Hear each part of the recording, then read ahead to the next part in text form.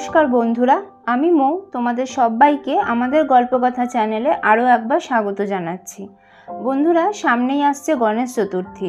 ভাদ্র মাসের শুক্লপক্ষে চতুর্থী তিথিতে গণেশ চতুর্থী পালিত হয়। দিনটি বিনায়ক চতুর্থী বা সৌভাগ্য চতুর্থী নামেও খ্যাত। গণেশ চতুর্থী গোটা দেশে পালিত হলেও মহারাষ্ট্র ও তৎসংলগ্ন অঞ্চলে সর্বাধিক ধুমধাম সহ পালন করা হয়।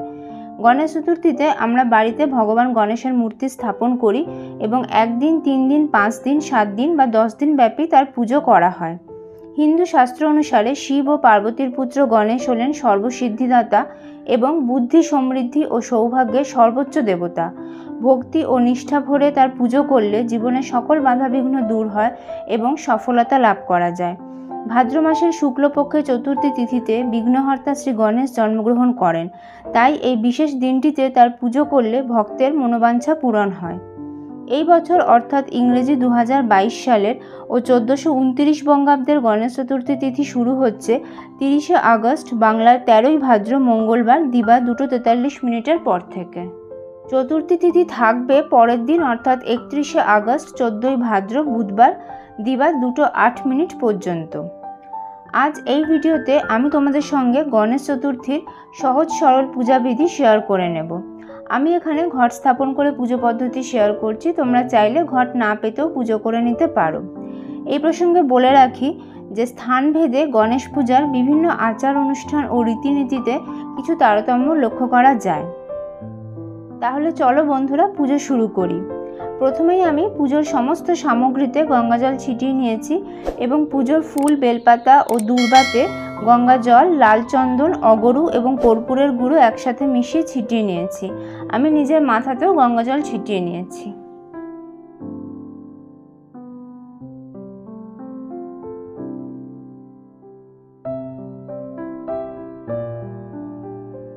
হাতে সামান্য গঙ্গাজল নিয়ে আমি আচমন করে নিচ্ছি।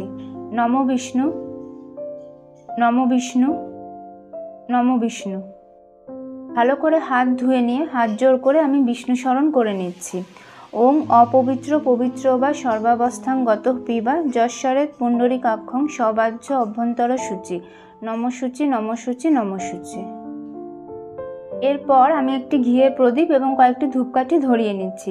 চন্দনের গন্ধ ভগবান গণেশের অত্যন্ত প্রিয়, তাই আমি এখানে চন্দন সুগন্ধের ধূপকাঠি ধরিয়ে নিচ্ছি। লাল, হলুদ আর গোলাপি রং হলো ভগবান গণেশের সবথেকে প্রিয়, তাই আমি এখানে কাঠের জলচৌকির ওপর এই লাল রঙের কাপড়টা বিছিয়ে নিয়েছি। কাপড়ের ওপর আমি সামান্য গঙ্গাজল ছিটিয়ে নিয়েছি আর তার উপরে ফুলের পাপড়ি আর গোটা আতপ চাল দিয়ে দিচ্ছি। দেখো বন্ধুরা, এই জায়গাটিতে আমি কিছুটা আতপ চাল দিয়ে রেখেছি। এর ওপর আমি আমার গণেশ ঠাকুরের বিগ্রহটি বসাবো। প্রথমেই আমি গণেশ ঠাকুরের অভিষেক করাবো, সেজন্য একটি আলাদা পাত্রে কয়েকটি দূর্বা রেখেছি এবং সেখানে আমি গণেশ ঠাকুরকে বসিয়ে নিয়েছি। প্রথমেই আমি পঞ্চামৃত দিয়ে ভগবান গণেশের অভিষেক করাবো, সেই জন্য এই পাত্রটিতে আমি আগে থেকেই দুধ, দই, ঘি, মধু এবং শর্করা মিশিয়ে পঞ্চামৃত তৈরি করে রেখেছি। এর মধ্যে আমি কিছুটা ফুলের পাপড়ি আর দূর্বা দিয়ে নিচ্ছি। বন্ধুরা, তোমাদের কাছে যদি মাটির গণেশ মূর্তি থাকে তাহলে পঞ্চামৃত দিয়ে স্নান না করানোই ভালো, কারণ তাতে মূর্তির ক্ষতি হতে পারে।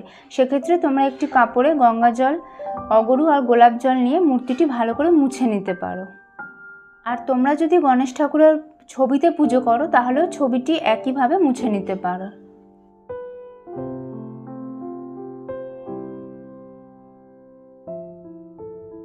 এবার আমি ভগবান গণেশের জলাভিষেক করব, সেই জন্য এখানে আমি কিছুটা পরিষ্কার জল নিয়ে নিয়েছি। এর মধ্যে আমি মিশিয়ে নিচ্ছি কিছুটা গোলাপ জল, কিছুটা অগরু, লাল চন্দন, কর্পূরের গুঁড়ো এবং দূর্বা।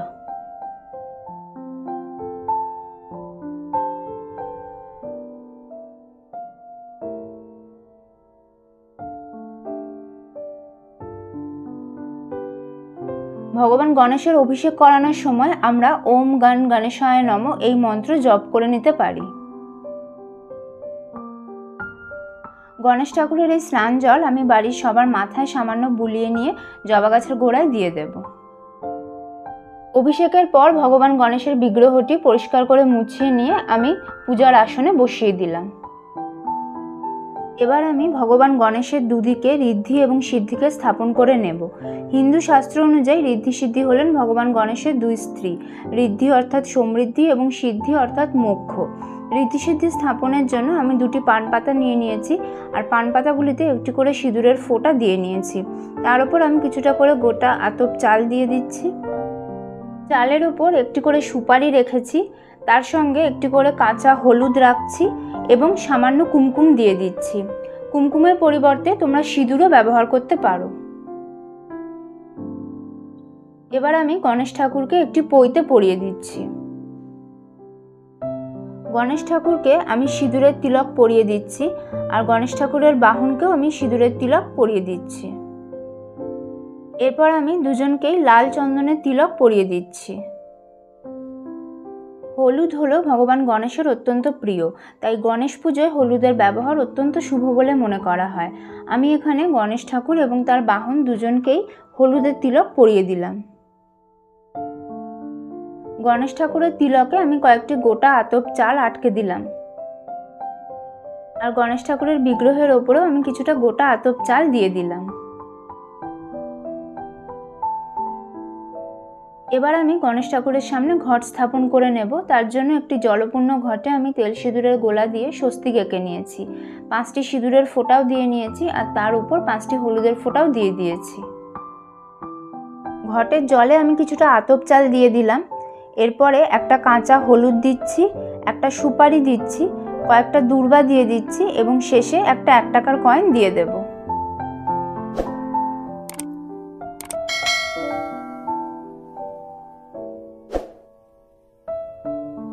পাঁচটি পাতা বিশিষ্ট একটি আমপল্লব আমি ঘটের জলে বসিয়ে নিয়েছি। আমপল্লবের প্রত্যেকটি পাতার মধ্যভাগে এবং অগ্রভাগে সিঁদুরের ফোঁটা দেওয়া আছে। আমপল্লবের উপর আমি একটি পান পাতা বসিয়ে দেব। পান পাতাতেও আমি সিঁদুরের ফোঁটা দিয়ে নিয়েছি। পান পাতাটির ওপর কয়েকটি দূর্বা রেখে আমি তার ওপর পিতলের একটি সশিস ডাব বসিয়ে নিচ্ছি। ডাবেও আমি তেল সিঁদুরের গোলা দিয়ে স্বস্তিক চিহ্ন এঁকে নিয়েছি এবং 5টি সিঁদুরের ফোঁটা আর তার উপর 5টি হলুদের ফোঁটা দিয়ে নিয়েছি। এই পাত্রটির ওপর আমি ঘরটি বসাবো, সেজন্য আমি এখানে কিছুটা গঙ্গা মাটি রেখে তার উপর একটা সিঁদুরের ফোঁটা দিয়ে রেখেছি, আর পাত্রটির বাইরের দিকেও আমি 5টি সিঁদুরের ফোঁটা দিয়ে দিয়েছি। গঙ্গা মাটির ওপর কিছুটা পঞ্চশস্য, দূর্বা আর ফুলের পাপড়ি দিয়ে দিচ্ছি। বন্ধুরা দেখো, আমি এবার ভগবান গণেশের ঘরটি স্থাপন করে নিলাম। ঘটের ওপর ঘটাচ্ছাদন দিয়ে দিয়েছি, একটি পৈতে দিয়ে দিচ্ছি, আর একটি চাঁদমালা দিয়ে দেব।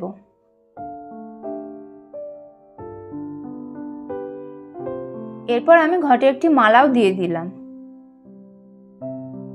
এবার আমি গণেশ ঠাকুরের ডান দিকে একটি চাঁদমালা দিয়ে দিচ্ছি। বস্ত্রস্বরূপ এই হলুদ রঙের কাপড়টি আমি ভগবান গণেশকে নিবেদন করব। তোমরা চাইলে লাল রঙের বস্ত্র নিবেদন করতে পারো।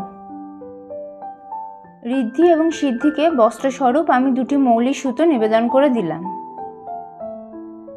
দূর্বা হলো গণেশ ঠাকুরের সবথেকে প্রিয় এবং গণেশ পুজোর অপরিহার্য অঙ্গ।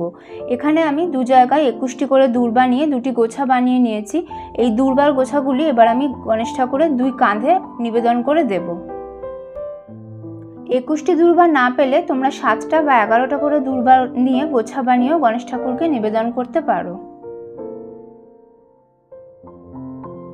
লাল জবা হলো গণেশ ঠাকুরের সবথেকে প্রিয়, তাই এই লাল জবার মালাটি লাল চন্দন সহযোগে আমি গণেশ ঠাকুরকে পরিয়ে দিয়েছি। লাল চন্দন সহযোগে ফুল, বেলপাতা এবং দূর্বা হাতে নিয়ে আমি মনে মনে গণেশ ঠাকুরকে স্মরণ করে ওনাকে আহ্বান জানিয়ে ঘটে এই ফুল, বেলপাতা আর দূর্বা দিয়ে দিচ্ছি। এতে গন্ধপুষ্পে ওং গণ গণেশায় নমঃ।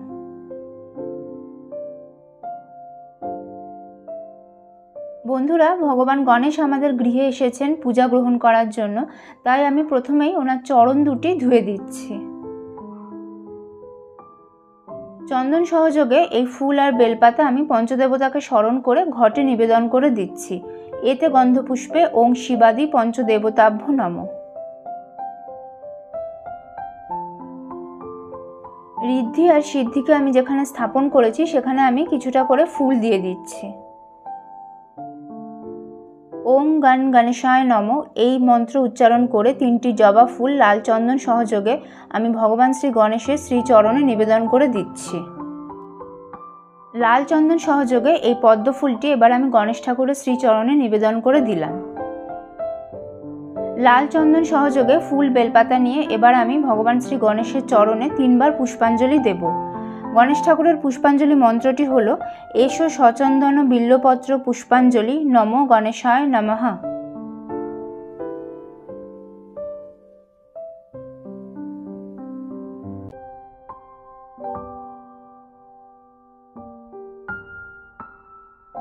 পুষ্পাঞ্জলি হয়ে যাওয়ার পর আমি হাত জোড় করে গণেশ ঠাকুরের প্রণাম মন্ত্র পাঠ করে নিচ্ছি। ওং একদন্তং মহাকায়ং লম্বোদর গজাননম বিঘ্ননাশকরং দেবং হেরম্বং প্রণমাম্যহম। গণেশ চতুর্থীর পুজোয় ভগবান গণেশকে 21টি লাল জবা নিবেদন করা অত্যন্ত শুভ বলে মনে করা হয়। এখানে আমি একটি থালায় 21টি লাল জবা ফুল নিয়ে নিয়েছি। এগুলি আমি ভগবান শ্রী গণেশের উদ্দেশ্যে নিবেদন করে দেব।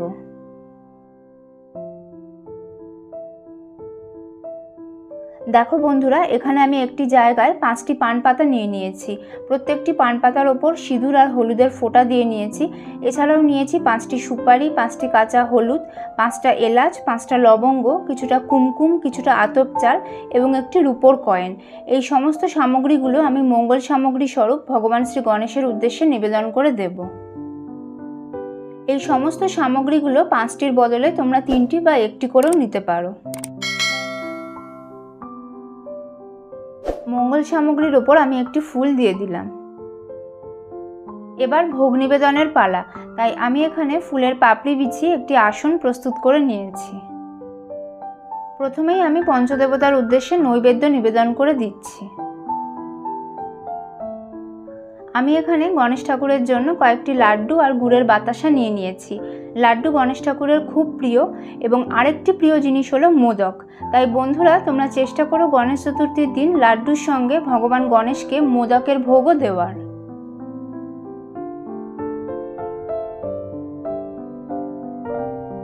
ভগবান শ্রী গণেশকে নিবেদন করার জন্য আমি এখানে 3 রকমের গোটা ফল নিয়ে নিয়েছি, যার মধ্যে আছে নারকেল এবং কলা। নারকেল আর কলা ভগবান গণেশের ভীষণ প্রিয়। তোমরা চাইলে গণেশ চতুর্থীর পুজোয় 5টা বা 7টা গোটা ফলও নিবেদন করতে পারো। চেষ্টা করো যেন নারকেল আর কলা সেখানে অবশ্যই থাকে। চাইলে কিছু ফল তোমরা কুচিও দিতে পারো।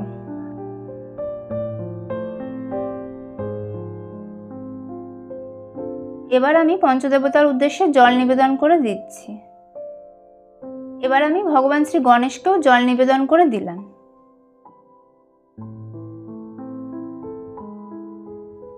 দেখো বন্ধুরা, গণেশ ঠাকুরের ভোগে আমি ফুল বেলপাতা দিয়ে দিয়েছি। এবার ওপর থেকে আমি সামান্য কর্পূরের গুঁড়ো দিয়ে দিচ্ছি।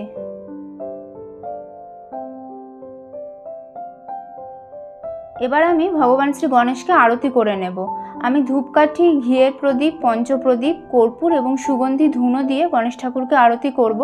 ধুনোর গন্ধ ভগবান গণেশের অত্যন্ত প্রিয়, তাই বন্ধুরা তোমরা ধুনো দিয়ে অবশ্যই গণেশ চতুর্থীর দিন ভগবান গণেশের আরতি করো।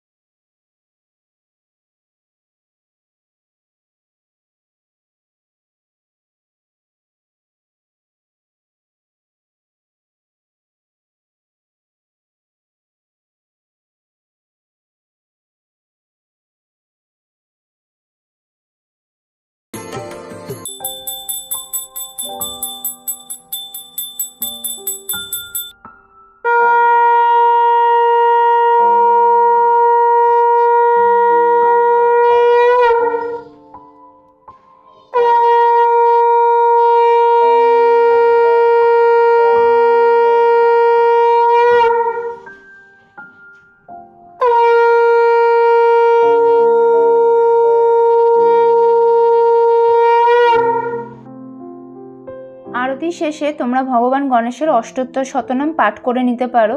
যে কোনো দশকর্মার দোকানেই তোমরা এই বই পেয়ে যাবে।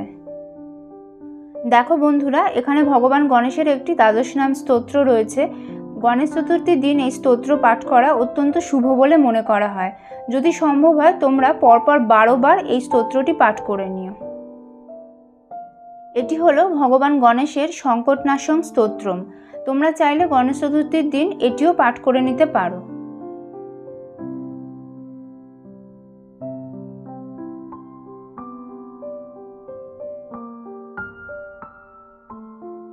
সবশেষে আমি ভগবান গণেশকে প্রণাম করে নিজের মনস্কামনা নিবেদন করছি এবং পুজোতে কোনো ভুল ত্রুটি হয়ে থাকলে তার জন্য ক্ষমা প্রার্থনা করে নিচ্ছি।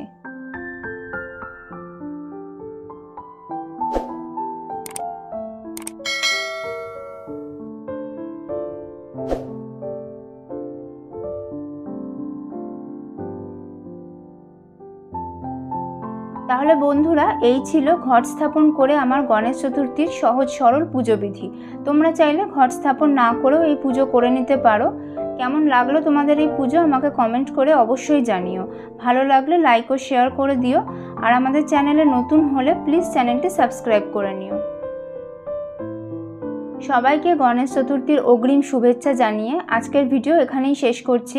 ফিরে আসবো খুব তাড়াতাড়ি। ভগবান গণেশের কৃপায় তোমরা সবাই ভালো থেকো, সুস্থ থেকো। জয় শ্রী গণেশ।